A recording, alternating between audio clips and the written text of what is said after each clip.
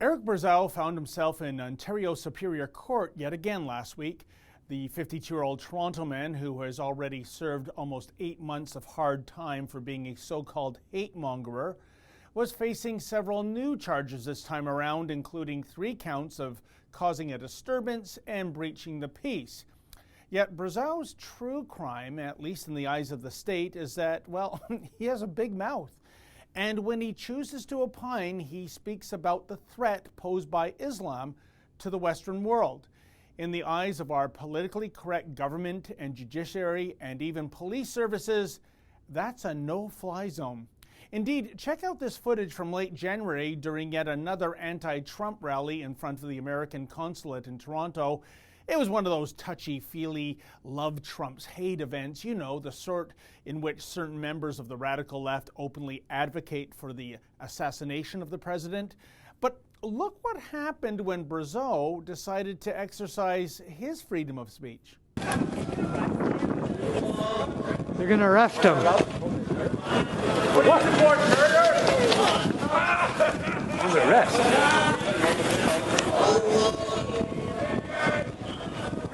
That's enough. Take the lane, guys. Take out. Back. Sit back, okay? Alright, I'm trying to get you. Let's use that. Okay, thank you. Well, he wasn't charged this time around, folks, just detained in handcuffs for a couple of hours, supposedly for his own protection, according to a spokesman with the Toronto Police Service.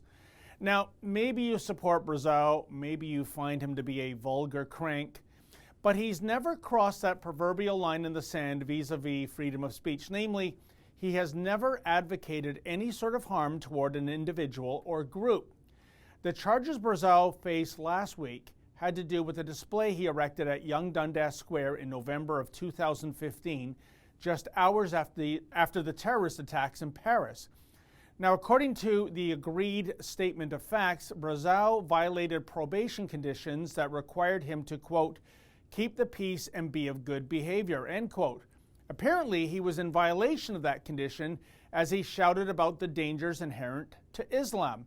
In addition to upsetting the sensibilities of certain passers-by, Brazeau's crime, at least according to Crown Prosecutor Stefania Farrakhan, seems to be that he inflated the number of people killed in the attack, claiming that 500 had died when indeed the correct number was 120. By the way, if inaccuracy is now a crime, then new jails are going to have to be constructed solely to lock up mainstream media journalists, methinks. But I digress. Brazeau also repeatedly stated that the Quran directs Muslims to kill infidels. And in his defense, several verses in the Quran indeed do state this. Finally, Crown Attorney Farrakhan said Brazeau compared Muslims to the Nazis.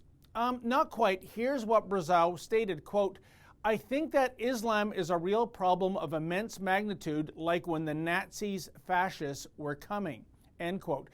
How interesting that a Crown prosecutor who is seemingly obsessed about Brazeau's inaccurate death toll numbers would herself completely butcher Brazeau's statement vis-a-vis Islam and fascism.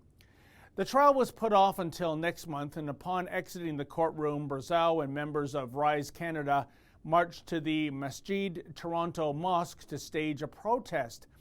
They were quickly condemned in the Twitterverse by various elected officials, of course. Premier Kathleen Wynne tweeted, quote, there is no place for Islamophobia in Ontario. Thankful for those who stand with the Islamic community against hate, end quote. For what it's worth, Premier Wynne attended prayers at this mosque recently, where she was, of course, obliged to wear a veil and sit at the back, given that, well, she's female. Not to be outdone, Mayor John Tory tweeted, quote, Islamophobia has no place in our city. I've visited Masjid Toronto many times and denounce all acts of hatred towards our Muslim citizens, end quote. Johnny, you might want to reconsider this endorsement.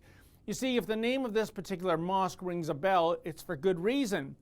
This mosque was in the news recently thanks to imams spewing hateful sermons.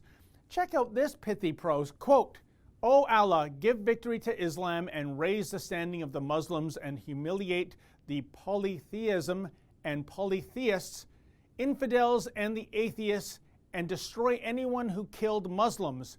Count their number, slay them one by one, and spare not one of them. O Allah, purify Al-Aqsa Mosque from the filth of the Jews. End quote. Wow. That's a magnitude of hatred far beyond anything Eric Brazeau and his supporters have ever said. But has the Premier and the Mayor condemned those threats? Silence is deafening. 2 points in light of the ongoing Brazeau saga.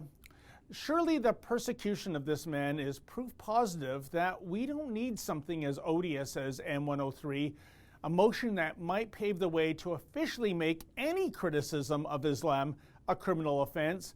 And secondly, in the Department of Perverse Irony, outside the very courtroom where Brazeau was being tried, I came across this plaque. It's entitled Freedom of Expression, and it states, "The Canadian Charter of Rights and Freedoms guarantees as a fundamental freedom that everyone has the freedom of thought, belief, opinion, and expression."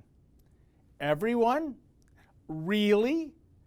For the Rebel.media, I'm David the Menzoid Menzies. Like what you just saw? Then click subscribe below and never miss another Rebel video.